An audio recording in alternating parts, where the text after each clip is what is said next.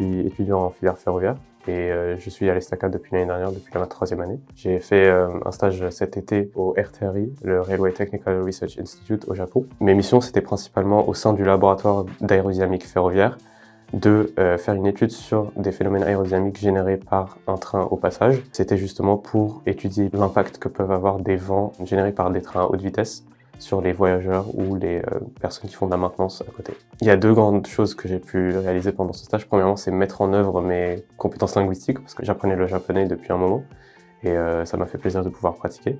Mais du point de vue plus technique, ce que j'ai pu faire surtout, c'est justement mettre en relation les compétences que j'ai apprises à l'ESTACA de programmation, donc sur MATLAB, et une interprétation physique que je faisais avec mon tuteur, justement pour avoir des résultats et des interprétations cohérentes par rapport aux phénomènes qu'on étudiait.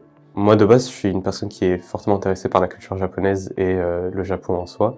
Donc, ça fait longtemps que j'ai voulu aller au Japon. Et donc là, c'était un peu un rêve qui s'est réalisé. Et sur place, justement, j'ai pu apprécier cette culture locale en faisant des voyages, mais aussi au travail avec mes collègues japonais. Mais c'était aussi difficile parce que vu que j'étais le seul étudiant de l'ESTACA qui a fait le stage, j'étais aussi le seul international sur place pendant la durée de mon stage. Le Japon est connu pour sa culture de travail un peu intense. Et le RTRI est un peu différent parce qu'ils ont une culture de travail plus moderne et plus flexible. À côté de ça, j'ai fait aussi une soutenance à l'oral là-bas.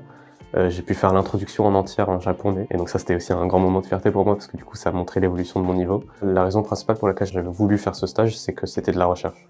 Parce que moi, avant d'intégrer l'ESTACA, j'ai fait 2 années de licence de physique. Et donc, en venant à l'ESTACA, j'ai perdu un peu ce côté recherche fondamentale.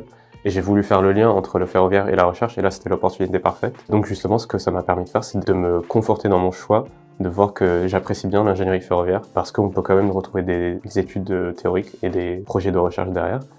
Et en même temps, justement, ça va me permettre d'aiguiser mon choix l'année prochaine entre l'exploitation, la conception et l'infrastructure.